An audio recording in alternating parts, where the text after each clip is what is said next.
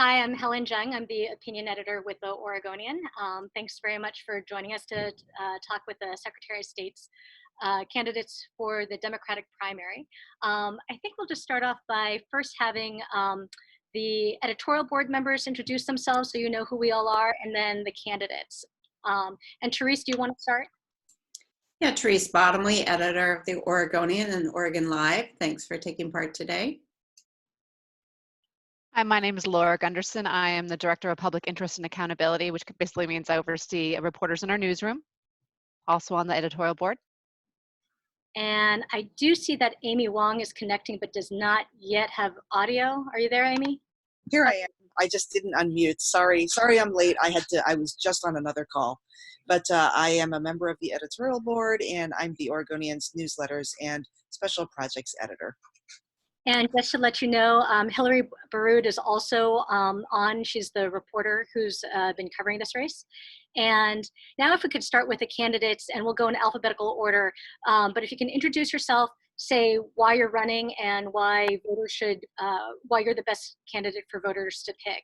So if we can start with Shemia. Mail-in voting is a terrible thing. Mail-in voting is horrible. It's corrupt. These are not my views, obviously, but these are words recently uttered by our president, Donald Trump, about mail-in voting here and the way that we do stuff in Oregon and have for over 20 years.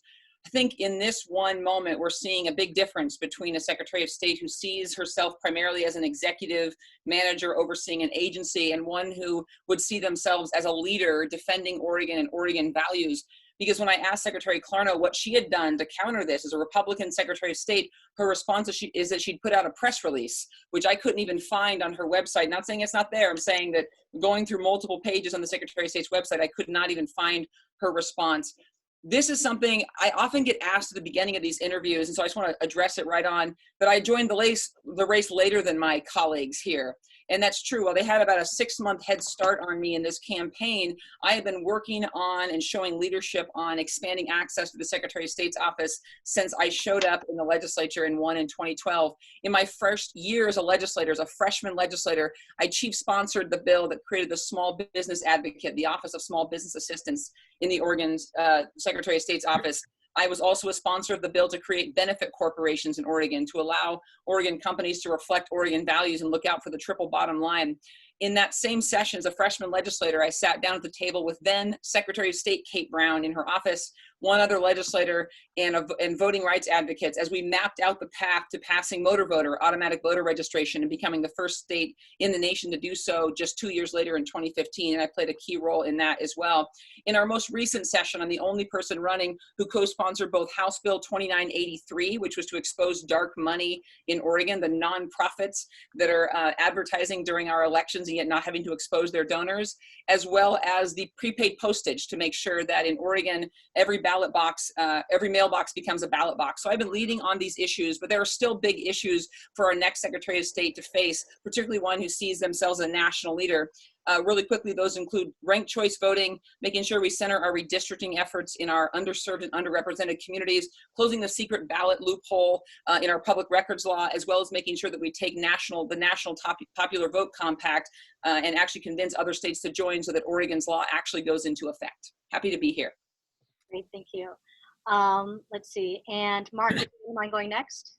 Not at all, thank you. I'm Mark Hass. I think during these times, we're seeing that things are very, very difficult, and that what's happening right now is a spotlight is focused on our leaders. Are they moving fast enough, decisive enough? Are they doing the right thing? It's one thing to lead and to govern when the economy is booming, unemployment is low, and everything is going great. It's quite another, though, in tough things, when things are terrible. And right now, the economy is crumbling. People are losing their jobs. People are getting sick, literally dying. And the demand for government services is skyrocketing. I've been through this before. I've been tested in tough times, in the recession of 2002 and again in the Great Recession of 2008. And both times, Oregon has come back. But both times following those events, there were very, very painful decisions to make about budget cuts, and about getting people back to work and keeping our government running, to keeping universities going, programs for seniors, to keeping our state prisons running. I responded after the recession in 2008 with a rainy day fund. I responded after 2002 with the Education Stability Fund. We didn't have any reserves when that recession hit almost 20 years ago. We fell flat on the concrete. Today, Oregon's reserves are more than $3 billion. And I can tell you, as the chair of the Senate Revenue Committee, that is a big thing. We might not have enough money to make up the budget cuts that we'll be forced to make in the coming years, but that is a decent sized cushion, and it won't be a splat when we're falling out of the buildings onto the concrete. In the coming years, we will need to get Oregon moving again. We'll need to get Oregon back to work. And importantly, we'll need to get Oregonians to believe in themselves again. I have a package of detailed proposals, and in fact, I've even got a book on those detailed proposals, everything from opening of primaries to ranked choice voting to taking care of, doing a better job of taking care of children in state custody, like children in foster care. I have also helped working people during that last recession, passing a higher minimum wage, paid sick leave, and the Oregon promise of free community college for high school graduates. These are not talking points. I've said this before. These are not talking points for me. These are results. These are accomplishments. These are things that are now state law. These are big things. But I am the one person in this race who have a record of passing big things. I've been tested, and I think I've passed those tests. Great, thank you. And Jamie, if you wouldn't mind introducing yourself and explaining why voters should choose you. Yes, well, thank you for this opportunity to have this conversation. I'm a natural resource attorney, an organizational development consultant, small business owner, serve on the Jefferson County Education Service District Board, and also was appointed by the governor to serve as the member at large on OWEB, the Oregon Watershed Enhancement Board. My wife and I live in Central Oregon. I come from humble roots, and you know the other candidates a little bit more, so I'll just say a little bit about my background.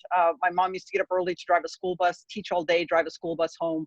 When I was 9, she took a teaching job in Tanzania. So some of my classmates that I went to school with were refugee kids. When we returned to the States, moved to Southern Oregon, so I'm an Ashland High graduate. But I also came out in the late 80s. And so I know from my experience and the experience of others close to me that the aspect of limited access and an unlevel playing field. And that's why it's so important to me to make sure voices are heard and people have equal access to government, and government works for everyone. Because that's a problem today. There are folks throughout our state in urban and rural areas that are frustrated with government not listening and feeling like it's more of focused internally and with the conflicts. And something we're all learning through of course, this Zoom new era is to check our phones beforehand. I had to check my notifications beforehand, but was saying that's a problem today. So that's why I'm supported by groups like RAICES, Latinx, rural in Eastern Oregon, Apano, a Portland-based organization that is focused again on making sure voices are heard. The Secretary of State's job is essentially making sure voices are heard and people have equal access. So my professional background, got degrees in civil engineering and planning. Most of my career was in that work, more recently in law, where I focused on natural resource law, water law, and Indian law. When I graduated, initially I didn't take the corporate route. I used the privilege of my education for public service. So I began my public service in Bosnia and Kosovo, managing the reconstruction of schools and hospitals. Back in the day, being out, the military was not an option. So I worked for the International Rescue Committee, a humanitarian organization. When I wanted to come back to the States, they asked me to run their refugee resettlement office in the Bay Area. So I was Oregon's revenge for a while, but also worked closely with refugee and immigrant groups, helping people become citizens, access the right to vote, providing culturally appropriate services, all the things that, again, are true, and some shortfalls we have right now with the Secretary of State, working on climate change issues, clean and safe water. My government experience is everything from frontline staff to management to executive level and elected. I've got 9 years of elected office experience in urban and rural areas. So I'm running for Secretary of State, and I talk about protecting our democracy, and I'm sure we'll get into that conversation later, ensuring accountable government, of course, through the audit process, and safeguarding our environment. I'm the only one with a natural resource background. The Secretary of State is an executive management role, as is our governor, oversees over 200 individuals and several divisions. You all know the details of that, but that is something that's important for folks to understand about this role, because the policy setting experience is important, but it's ultimately at the end of the day an executive level management position. I'm the only one in this race with that experience, and I've also got statewide support and relationships in place. these times are requiring different type of leadership: responsive, adaptable, accountable, fair, and someone who has managed through crisis. And that's experience I have in building bridges across the urban-rural divide, the socioeconomic divide, and in 2018 showed how a rural Democrat can bring people together. And even during this race right now, during COVID-19, we're all showing what kind of secretaries of state we would be in terms of our outreach. Is it one-way or two-way communication? We're hosting many civics lessons, uplifting voices through town halls and live streams that people can engage in, and making sure voices are heard. That's what I want to do as Secretary of State. Thank you very much. I'm going to try to go in an order where someone different responds first each time. Actually, if Mark, if you can take this question first. Do you support a constitutional amendment to limit campaign donations? And if so, please specify the limits you would support and whether those would apply for labor unions as well as corporations, individuals, and other major donors. Well, I enthusiastically support this measure that's in November. I was the chief sponsor of SJR 18, which is what this referral was. I've been working on this for years, and that is a constitutional change that will allow limits to be set, and we need to get this log out of the road first, and then state and local governments can set limits as they choose without fear of a judge throwing it out because of a free speech problem. I do support across the board limits for corporations and unions. I do think there is a nuance known as a small donor pact that should be considered along with those limits. And the limits, I think, should vary from state legislature to statewide office, and they should be different and tiered in that way. I think the federal limits that we have now are always used as a good marker that we should try to get that. And I don't oppose those. Those feel a little high for me for legislative races. I think they're $2,600 or something.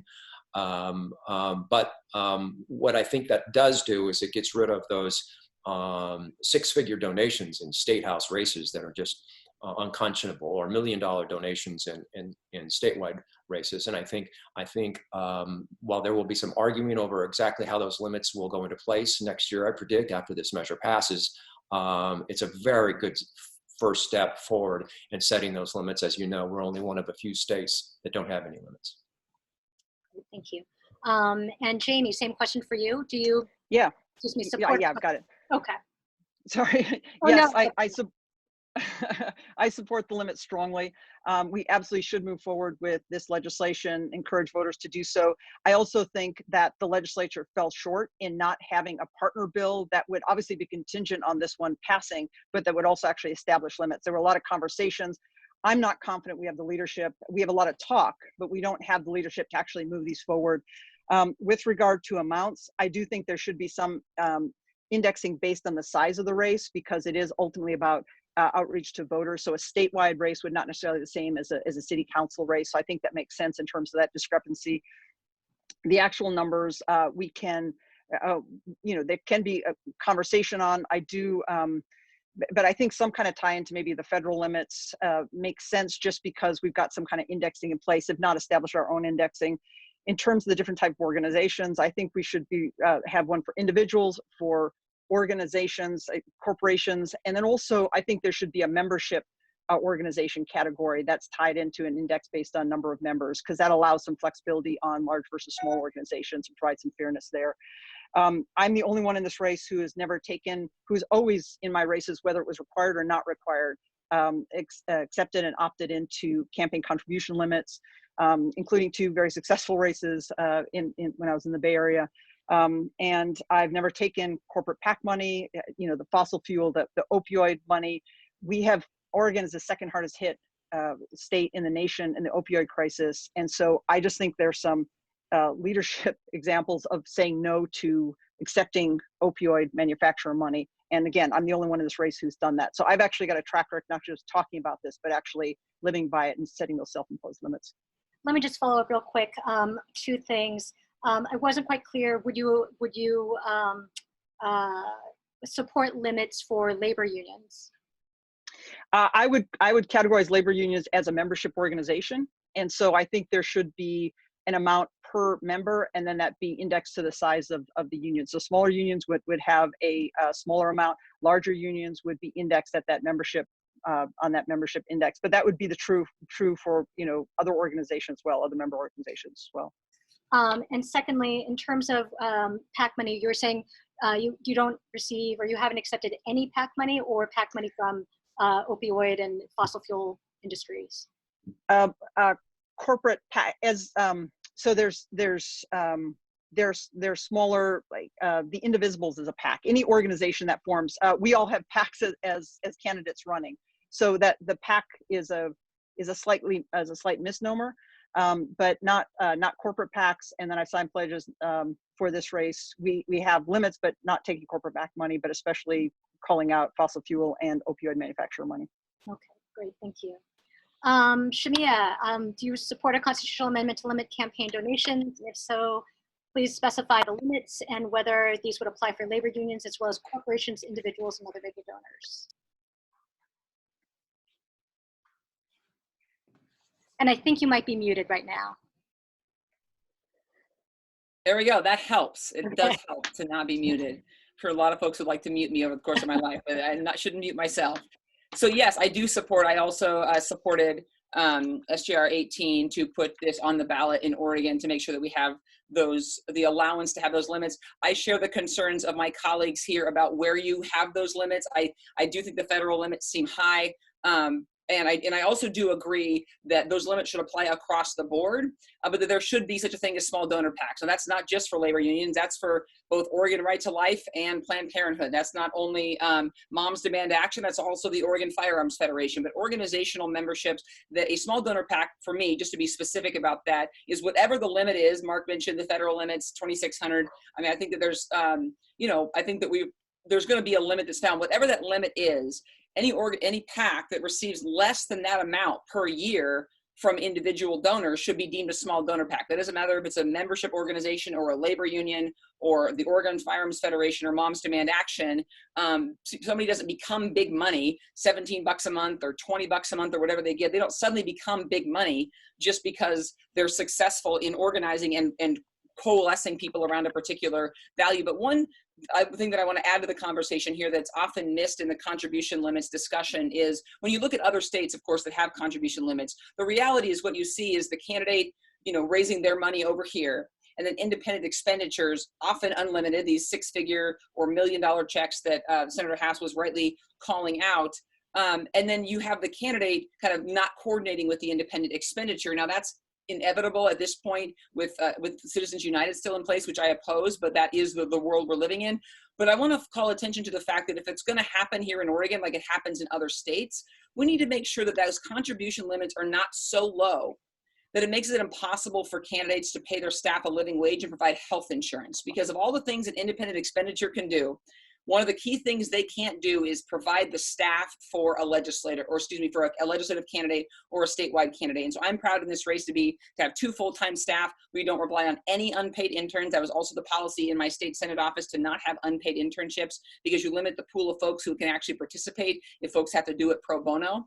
But make sure that we can actually pay staff a living wage. There was a news story that came out in the last couple of years of an organization that was gathering signatures for a $15 minimum wage, and yet they weren't even paying $15 an hour. And there's a discrepancy there. If we're going to be candidates who believe in paying people a living wage and making sure that employers provide health insurance, we have to start by doing that as candidates. And that's where I want to make sure that we balance that in the campaign contribution discussion to make sure candidates can still raise enough money to, at the very least, pay their staff a living wage. Can I just make a clarifying point on that last one? There's also volunteers, and we've had a volunteer army in this campaign and in previous ones as well, including former deputy secretaries of state and former heads of agencies, the state agencies.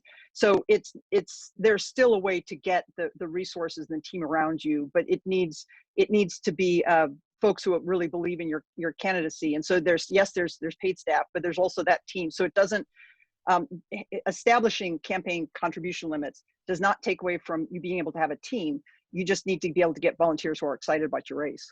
And I would agree. Obviously, we have volunteers on our race as well, but I would make the point that the 2 folks that you mentioned are a former Secretary of State and former heads of agencies as volunteers. When you don't pay interns or people who are super involved in your campaign, it limits the ability of folks to participate if they're former secretaries of state or former agency heads. It makes it hard for folks who have to work for a living to do heavy, multiple 10, 20, 30, 40 hours a week on a campaign without getting paid. That's why we have a policy of no paid interns. Of course, we have tons of volunteers, but we don't rely on unpaid internships or unpaid staff.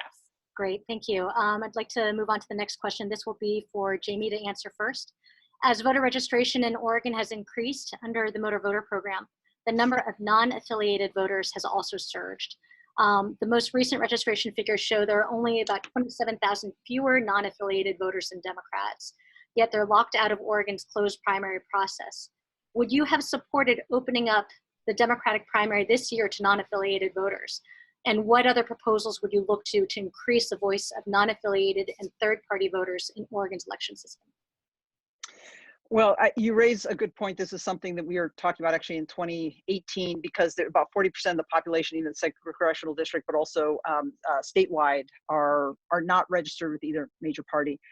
With regard to opening up this cycle, that is this question came up before, and it's by definition, it's a question for the parties. My take is that if one party opens, then both should. I think the Secretary of State can play a key role in engaging people in the conversation of how to engage. What are the options in terms of the ballot that's produced? And is there legislation that can be moved forward to perhaps providing ballots that have all candidates on them? But with regard to parties themselves, that's a separate entity. Parties can choose whether to open or not. There's competitive advantage and disadvantage to them. I think an argument I've heard from parties not opening, and I think it's well taken, is that parties will want a candidate who's representing their party's nominee, to share their core values. And with the exact numbers that you mentioned, theoretically, you could have a party that has a nominee who doesn't even share the values of the party. And so I think that's a strong argument to be made.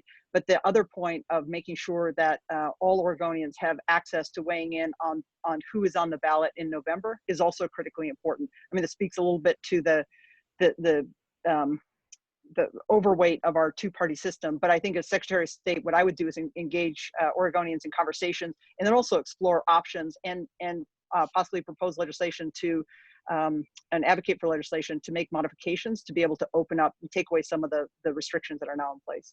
So I do understand that the decision to open a primary rests with the state party, but you personally, I mean, do you have an opinion on whether it should have been open to non-affiliated voters?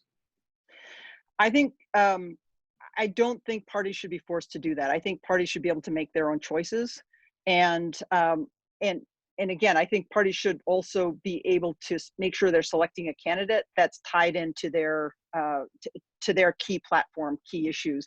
Now, as you all know, people can register temporarily with a party to vote for a candidate, and then re-register after the primary as any other affiliation. And in the live streams and the mini civics lessons that we've been doing over the past couple of weeks, we've been providing this information, letting people know. So the key thing here is that voters understand what the process is. That's the Secretary of State's role. You don't need legislation for that. And that's something that I would take very seriously and work very hard to make sure Oregonians were fully informed on what the process is and what their options are. And you would not have supported opening the Democratic primary?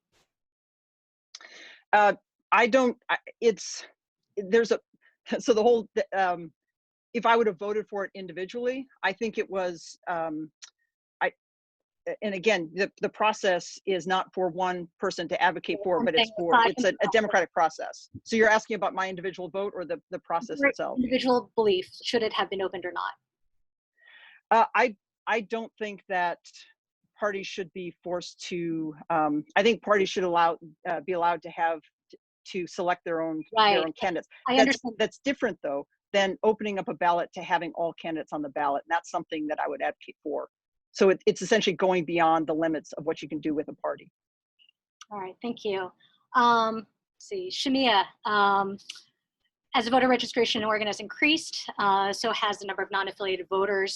Would you have supported opening up the Democratic primary to non-affiliated voters, and what other proposals would you look to increase the voice of non-affiliated and third-party voters? Yes.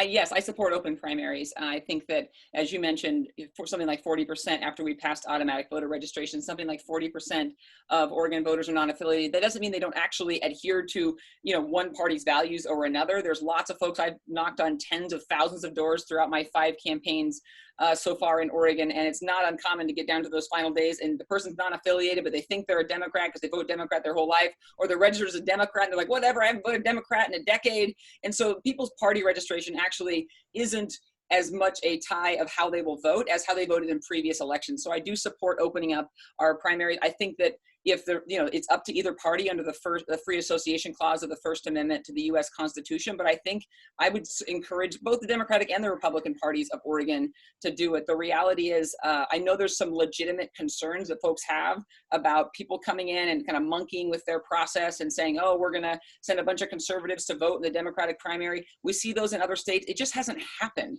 There aren't concrete examples where folks can point to of a person who was, their election, their primary was thrown off because non-affiliated voters were able to vote. So I do support that. And while it's not something that the Secretary of State can directly influence, we all, in all of these forums, talk about a lot of things, whether it's legislation or other things that the Secretary of State can't directly make happen. That doesn't mean that you shouldn't use your bully pulpit as a statewide leader, and for us as a Democratic statewide leader, to encourage that, to open up the process to more people. In the meantime, one legislative policy the Secretary of State can definitely advocate for, that I will advocate for and have advocated for, is same-day voter registration.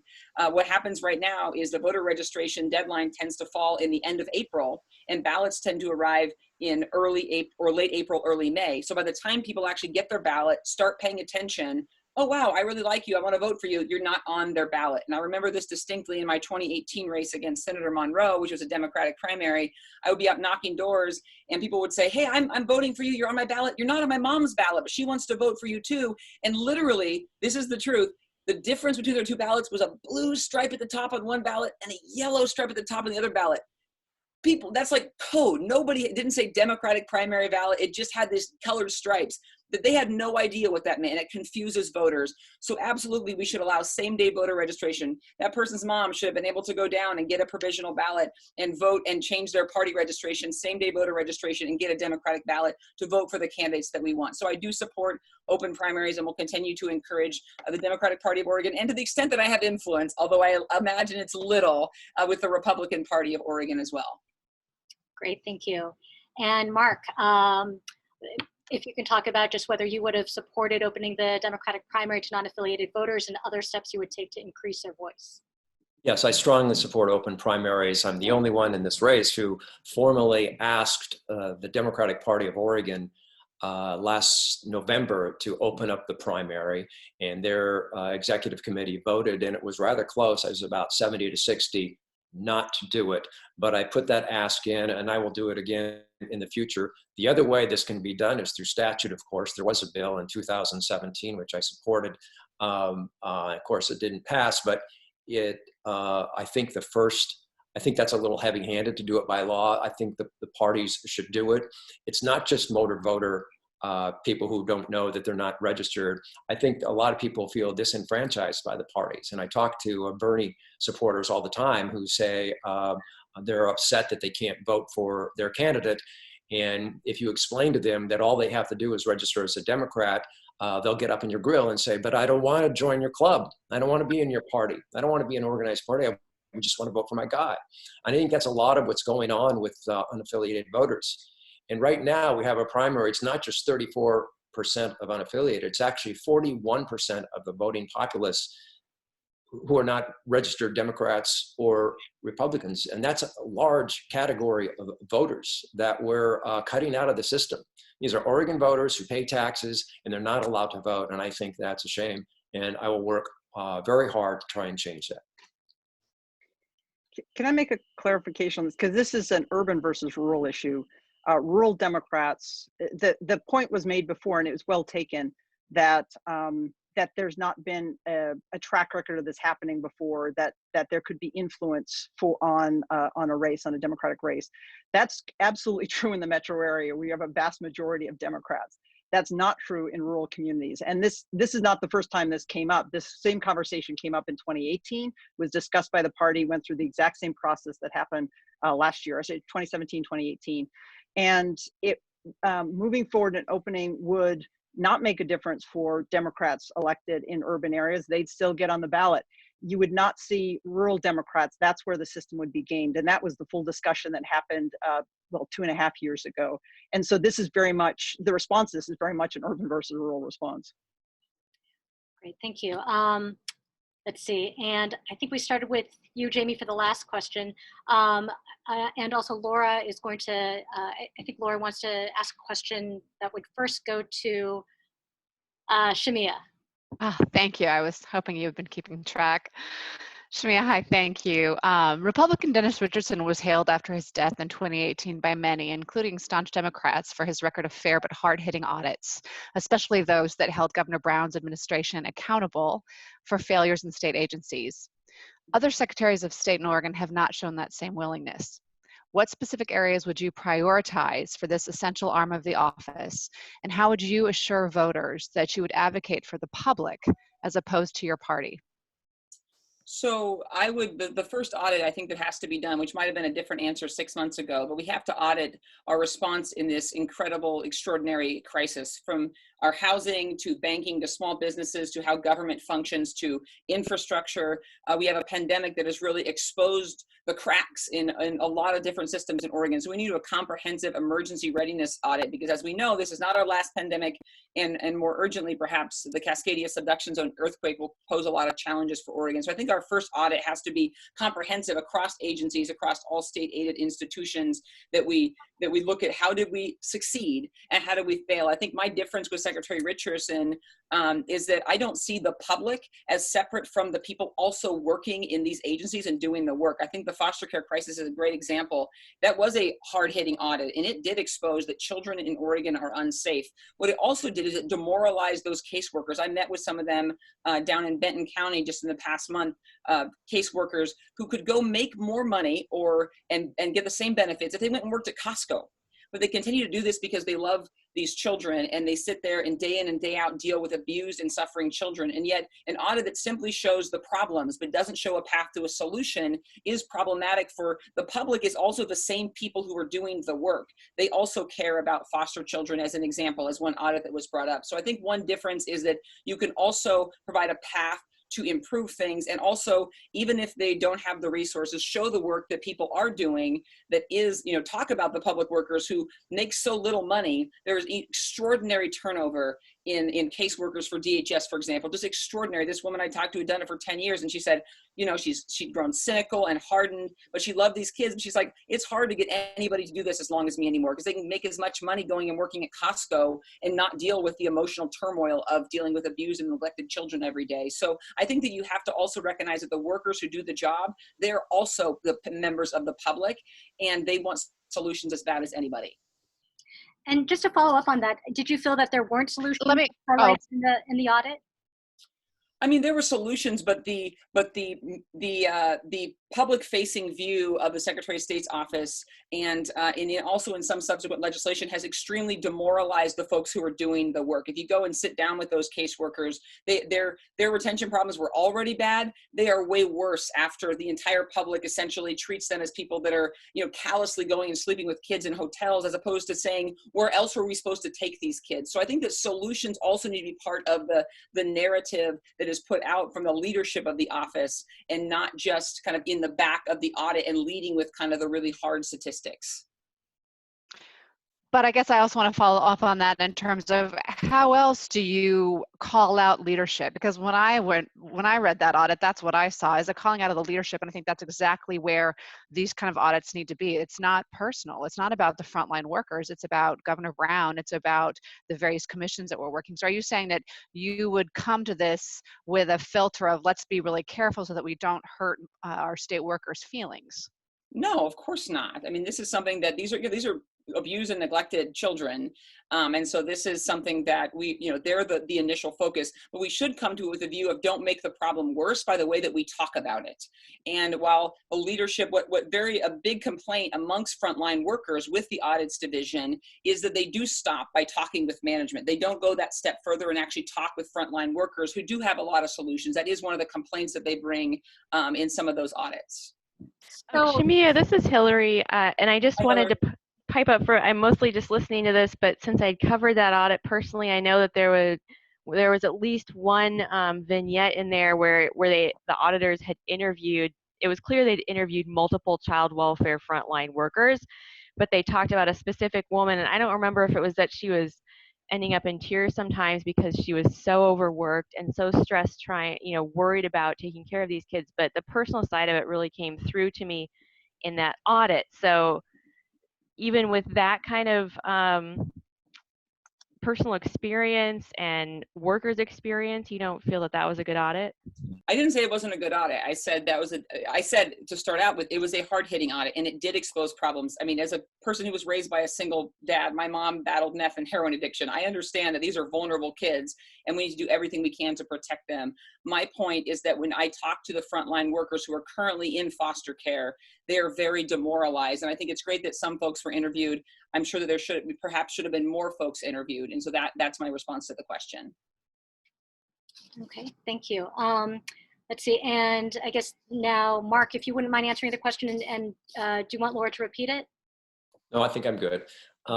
My criteria for state audits, protecting tax dollars, eliminating waste, ensuring that laws are followed as intended, protecting children in foster care, ensuring state agencies minimize their carbon footprint, and making sure all state agencies and their contractors comply with all of our ethics and diversity standards. If you would have asked me a month ago, I would have answered that the first audit I would order would be on the Student Success Act, which I helped lead in passage in the last session. That is not a popular statement to a lot of people in the Education Committee, our community, I should say.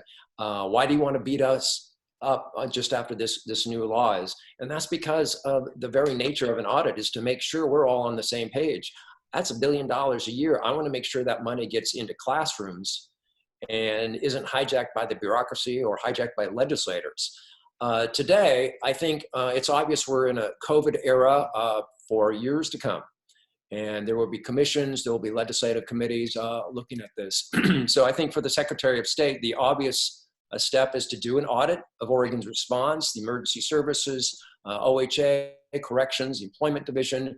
I think we owe it to families who have lost loved ones in this crisis to ask some hard questions. What went wrong? Why weren't we as prepared as we could have been? Why was it so hard to get facts from long-term care facilities, from hospitals, from the governor's office? And I'm not pointing fingers here, and I know we're in uncharted waters and there's nothing nefarious going on, but we need these answers so that we're better prepared for the next emergency, which may be an earthquake, it may be a terrorist attack, it may be floods, who knows? But we need these answers to do a better job next time.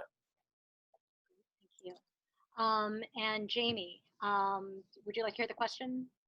No, I think I've got it. And first of all, to speak specifically to the late Secretary Richardson, what he did well was focusing on health and safety, bringing that health and safety lens. It's something I would bring to and incorporate in the audit process in terms of how we selected agencies and the topics we would focus on.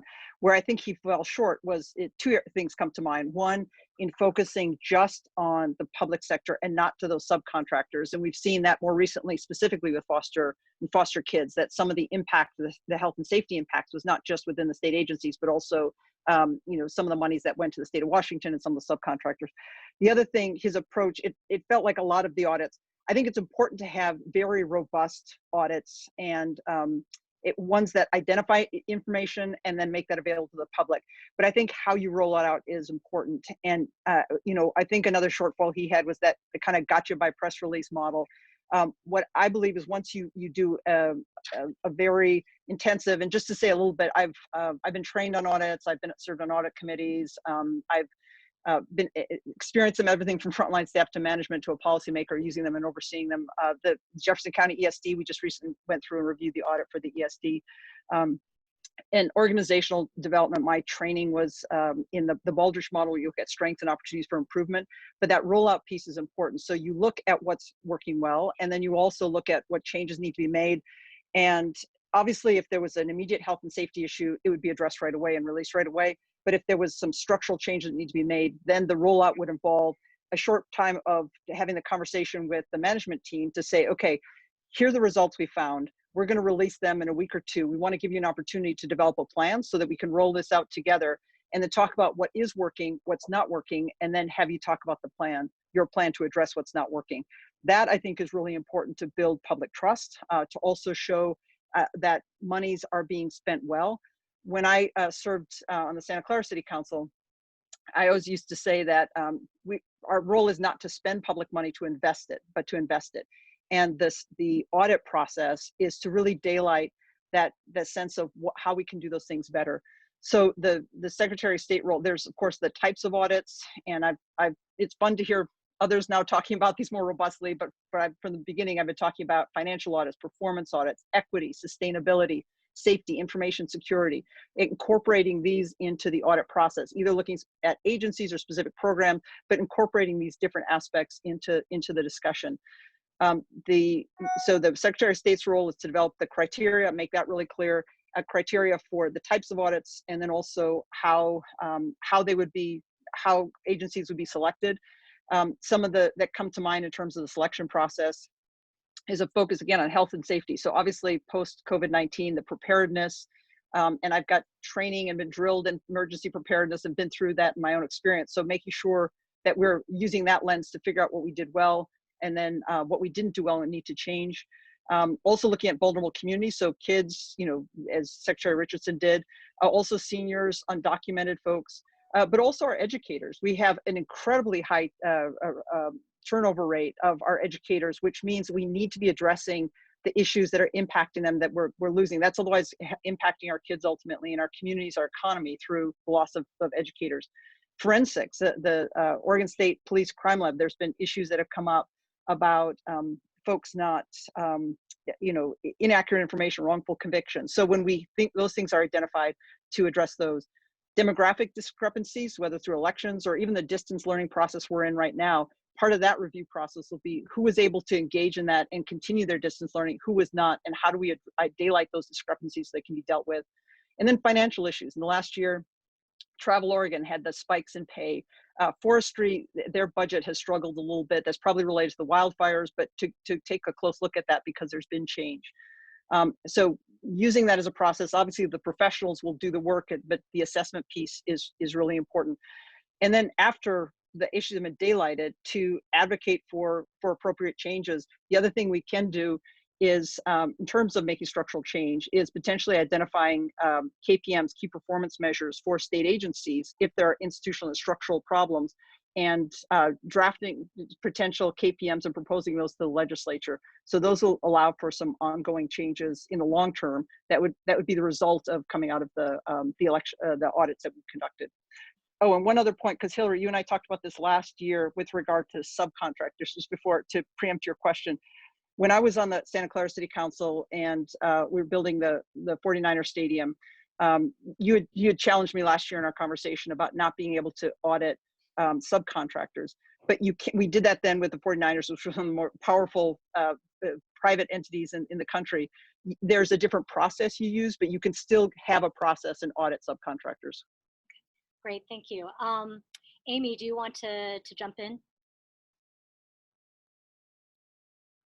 Yeah, actually, both Jamie and Shemia actually already addressed the question a bit in the question that I was going to ask, but here's a chance for Mark to answer it as well. And the question was, the coronavirus pandemic has reached into every aspect of Oregonians' lives with an impact that Oregonians will feel for years. Do you see the Secretary of State's office as having a role to play in addressing the impact, and if so, how? I think I did answer that, or maybe I was just speaking to myself muted, but I think that would replace probably what I had been saying would be my first audit, which is the Student Success Act, and looking at how prepared Oregon was. I think we owe it to these families who've lost lives to go down through the agencies that were involved, the emergency services, the governor's office, employment, corrections, and say, why did it take so long? Why was there some fiddling around in the beginning? And why aren't there the supplies needed in emergencies? And as I suggested earlier, there's nothing nefarious here. It's just that the answers will help us do a better job in the next emergency, whether it's a terrorism attack or floods or earthquake or another pandemic. We owe it to the state to do an overhaul audit of what went wrong, what we did right, and what we didn't do right. And do Jamie or Shemia, do you want to address that? Yeah, two other things to add. One is in addition to what I can anticipate from the audit that Mark just referenced. I think we all agree that that's something that needs to be done. I know when I was both working as a government employee and also in elected office in the Bay Area, one of the requirements they have there, because of the frequency of earthquakes, is to train everyone and drill everyone on the NIM system, the National Incident Management System. I'm sorry. And so I would anticipate that might be one of the findings, is there are ways that we can better prepare people within the structure or institution of government. And so we would need to go through the standard review process and audit process, but some of those types of findings, we can come out with the recommendations, and there's a lot more detail on that I won't go into. But the other thing that's going to be huge is, in addition to our health and safety right now, is the tremendous impact on our economy and our small businesses. The majority, our economic engine here in Oregon is our small businesses. I'm a small business owner myself. And so one of the things it's going to be really key is getting access to information. On our website, the Jamie for Oregon website, we actually have a separate link just for COVID-19 that's got links to different resources that people can access for everything from health and safety to also small business resources. We will need to make sure we're being responsive, addressing all those who have easy access over the internet, but also all those small businesses who don't readily access the internet. So working with community-based organizations to provide resources and information and support to make sure we're rebuilding those small businesses. That's a huge part of the role for Secretary of State in terms of getting the information out, being a good partner with other state agencies, and making sure that Oregonians get access to the resources they need. Shemia, did you want to take a run at that? I think my colleagues have covered it really well. I echo their comments. I served as the vice chair of the Emergency Preparedness and Veterans Committee in my first term in the House. Cascadia abductions on earthquake is something very concerning to me, but I want to, be appropriate with time and make sure that if you guys have other questions, because I think my colleagues have covered it really well. Great, thank you. Therese, do you want to jump in? And this question, this question will go to Jamie first. Hi, Jamie. I am interested in the candidate's view of the importance or lack of importance of the independence of the public records advocate, and what steps you would take as Secretary of State to ensure that. So much of when I'm talking about different aspects of the Secretary of State's role, it comes back to public trust. I think that's a really fundamental thing that's important to be building, having that sense of ethics and transparency and openness within government. And that's everything we were talking earlier about the audit process, but also public records, making sure people have access to the individual records. I have a track record of this in my time on the Santa Clara City Council. This is something that's very important to me because it does get essentially to that aspect of public trust. And so it's, and one thing, I actually met with the state, not auditor, the state archivist, and she was talking about programs she's got in place to work and coordinate more effectively with counties and their archives and their information, and getting more access to the public about information. So that's a great program I would support and advocate if she's running short on resources for that, to get more resources for her. Specifically to the role of the public this public advocacy role, it does need to be independent. It does need to be able to essentially say what needs to be said. That's similar to the audit process where tax voters and Oregonians, taxpayers, need to have access to the information and need to have it not filtered through a political lens or a political agenda. So that's very important to me. The one point I will make is that even though I believe that individual should be an independent body and report to that body, who actually serves in that body is important to to make sure that body is committed to that sense of independence. Because, for instance, you know, it includes journalists and members of state agencies and lobbyists as well. So the tricky thing with this, or even if we talk about redistricting and all these other aspects, it's only independent if the people who are running it, managing it, believe in those values and are sharing those values. And the reason why I raise this, and I'm very sensitive talking to a newspaper right now, I believe very strongly in a free and open press. I mean, that's what makes democracy healthy and strong. And I've seen, working in former war zones, that the first thing to go is the free and open press. I will also say, in terms of my own experience in 2018, for the Medford paper, that the editorial staff actually voted to endorse me in that race. Now, this is not making it personal, but what happened is the owner who had come in and purchased the paper a year or two before flipped that and said no, they couldn't do that, and then end up endorsing someone else. So, and it was actually Jefferson Public Radio carried the story last year and actually made it a story. And the folks, I didn't make a big deal of it back then in 2018 because I didn't want those editors getting fired, but we heard about it at the time, and now it became a public story after they end up leaving the paper. But just because, with great respect to the press, there's also different agendas that play in. And so I think if we are truly going to have an open process, then we need to challenge ourselves, not just as elected members or as people who are associated with political parties, but also as members of the press, to make sure that we truly have a body that is that's looking to have fair and open information and not have its own political agenda in leading an advocate to then become a political arm of any agenda. And I think, Shemia, you're next. Yeah, so the Public Record Advisory Committee put together a series of recommendations. Those passed unanimously in the state Senate. Unfortunately, before the Republican walked out, we were not able to get that all the way through the building. So I support the recommendations. I voted for that. It was unanimous. But a more controversial public records issue, on a place where Senator Hass and I disagree, is I've also proposed that we close the secret ballot loophole for caucus public records that allows the state Senate Democratic caucus to take secret votes on bills, but then have those ballots be exempt from public records. This is a practice I only first learned about when I joined the Oregon State Senate. It's not what happens in the House. I mean, normal lip counting conversations, which of course are not records, but this is a different practice. And I believe the state Senate, my own caucus, has really exploited this loophole. And what typically happens is, for all kinds of bills that are any kind of controversial, there's a caucus on it. There's literally a ballot with the bill number, the name, yes, no, or comment, and that gets passed around, and you get to vote secretly, even though you're a public official, fold that up and pass it up, and only the majority leader, Ginny Burdick, gets to see those votes and count those votes. Your own caucus doesn't get to know. So it's just not uncommon for the Oregon State Senate to say, oh, we don't have the votes for this bill, it's not going to the floor, and yet people are like, well, who are the no votes? And the advocates or the press are like, we thought there were 16 yeses. People had promised in their endorsement interviews that they were a yes vote, but they go into caucus knowing they can secretly vote no and then prevent it from going to the floor.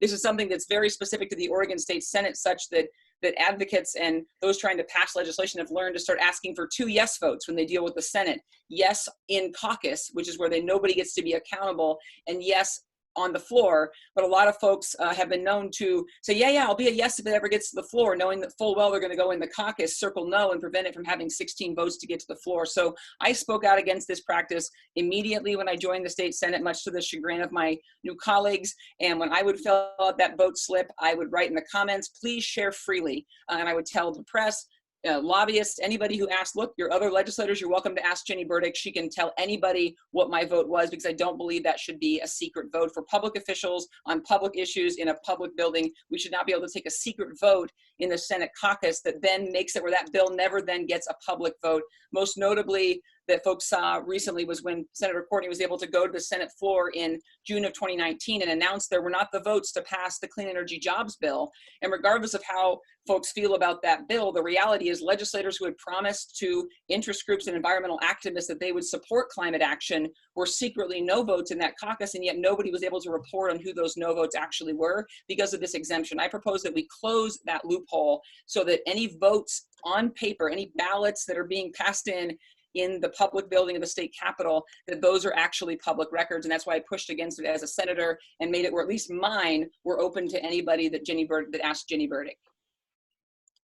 Great. And Mark?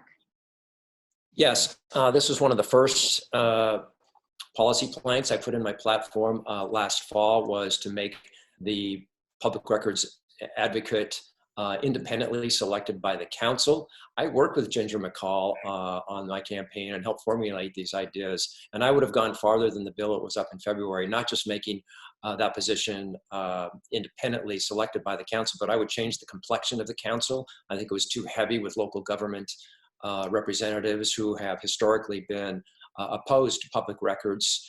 And I would house that whole entity inside the Archives Division, which is inside the independent Secretary of State's office. I would also, not to get too far in the weeds here, set up a tiered cost structure for local governments to use as a guide to not charge or overcharge or undercharge mainstream journalists set up by a criteria so that fees could be reasonable and not punitive. So that's where I've been for months on this. Public records as a former journalist is partly in my DNA. As to Shemia's point, I think this is a whipping of votes, and we agree to disagree on that. I think it's very telling that she didn't sound the alarm bells on this, if it was so wrong, until after she got into this campaign. But during the session, she participated in this thing that was so wrong. So I think it's much ado about anything, about nothing. I'm happy to change it if it is sounding off alarm bells for her. But that's really just an issue that we agree to disagree on. If we do whip votes in another way, then we'll do it that way. But a far larger issue, I think, is making sure that all citizens in Oregon have access to all public records at reasonable costs. Okay, and now I do have a few questions specifically for each of the candidates, or one question for each candidate.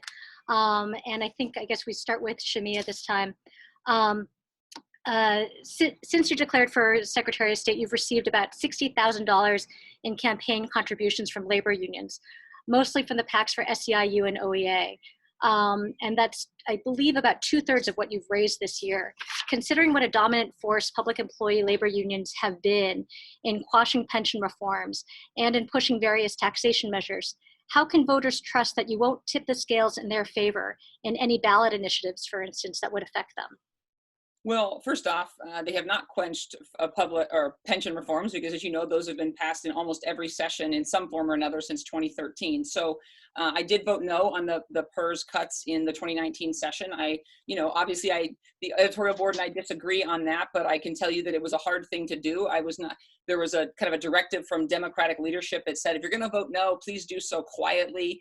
And I see my role as representing the people of Oregon, not just trying to appease kind of power structures in the Capitol. So I was the only legislator who actually publicly testified against those bills in a committee run by the Speaker of the House and the Senate President. So I disagree on the way that people talk about unions as kind of a monolithic force. When you actually go to union endorsements, it's not the lobbyists making the decision, it's the union members, the folks who are janitors and firefighters and teachers and bus drivers and people who are environmental services for SEIU in cleaning hospital rooms right now, or people working in adult foster care homes and senior care homes. So I'm proud to be endorsed by the people that we're calling heroes out there during this COVID-19 crisis. The fact that when they got together in a transparent democratic process, I'm honored to have been supported by them. So campaign contributions are always about who should have power.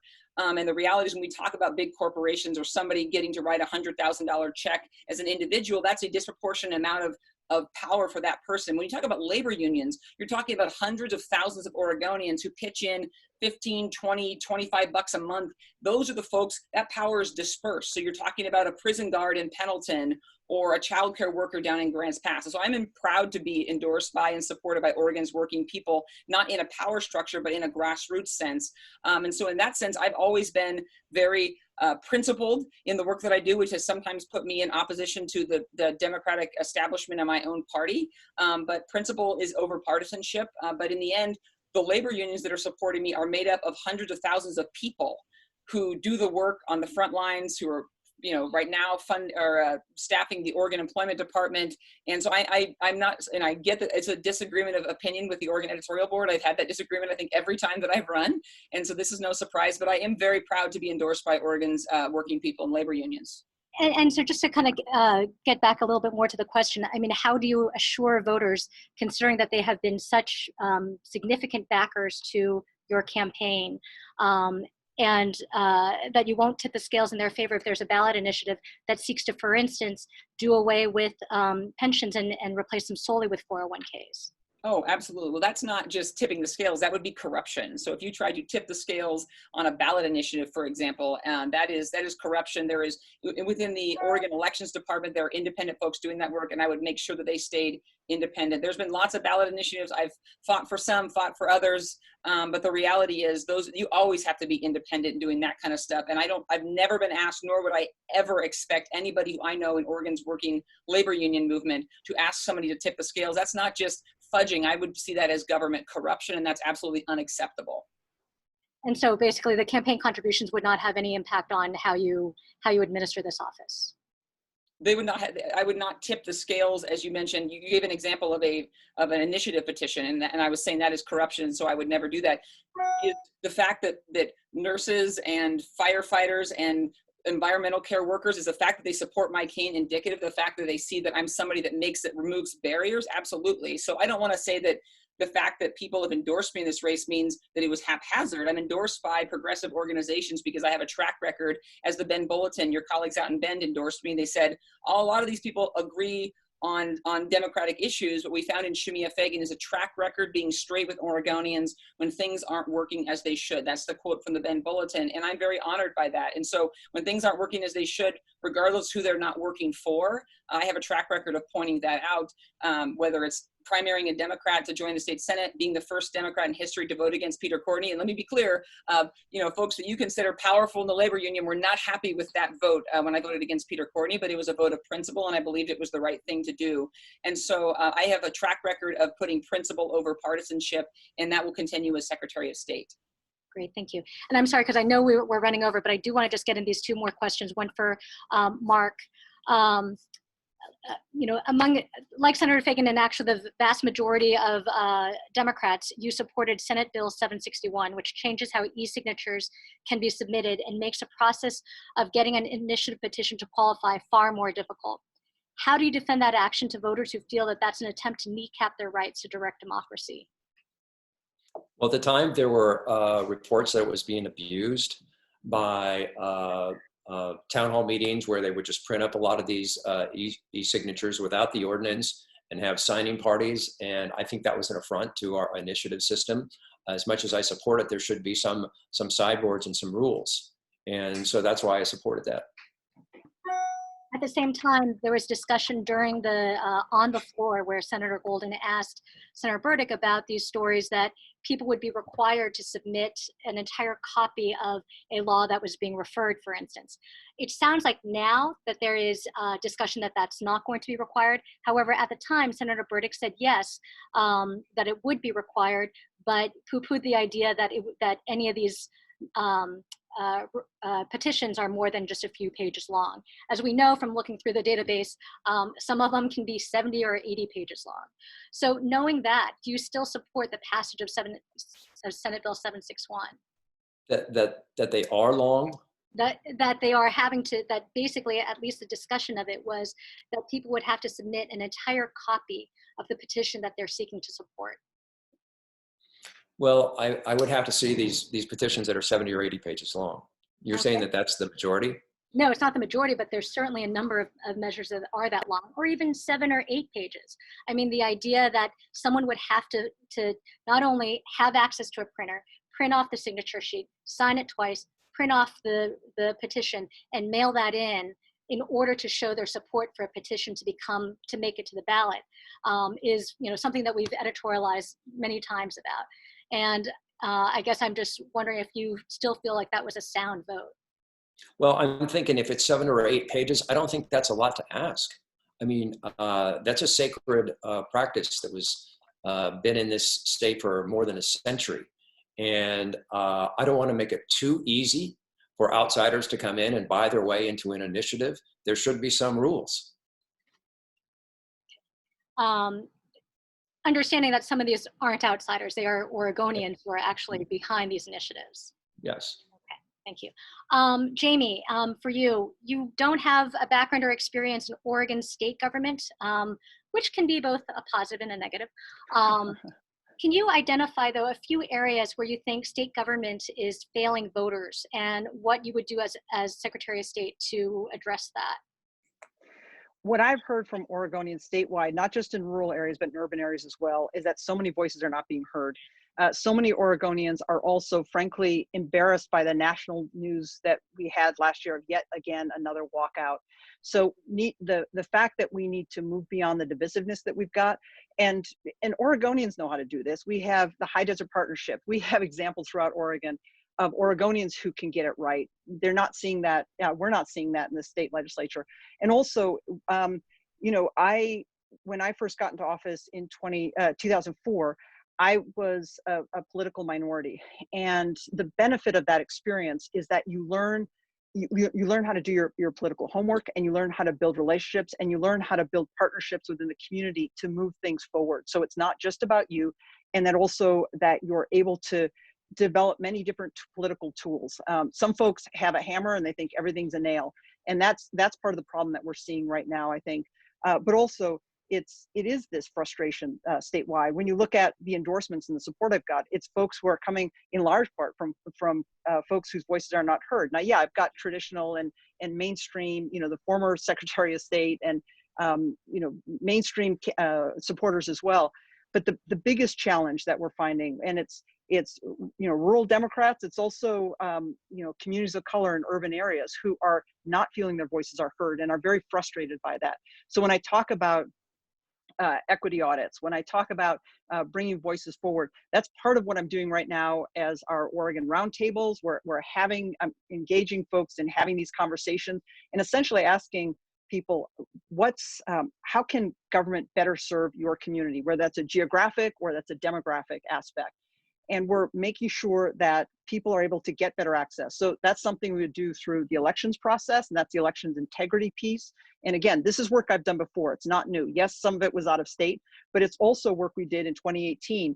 We got a record turnout. No, I didn't beat Greg Walden, but we had actually the biggest change in the country in a congressional race. And that's because of the partnerships we built across party lines, but also with vulnerable communities, the Latinx community, and many others, tribal communities.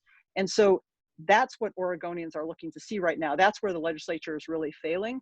But even on issues that are bipartisan, the housing legislation that went through recently, it was great legislation for urban areas. And because Democrats are a majority of folks in the legislature, it makes sense that it served that constituency and their constituents.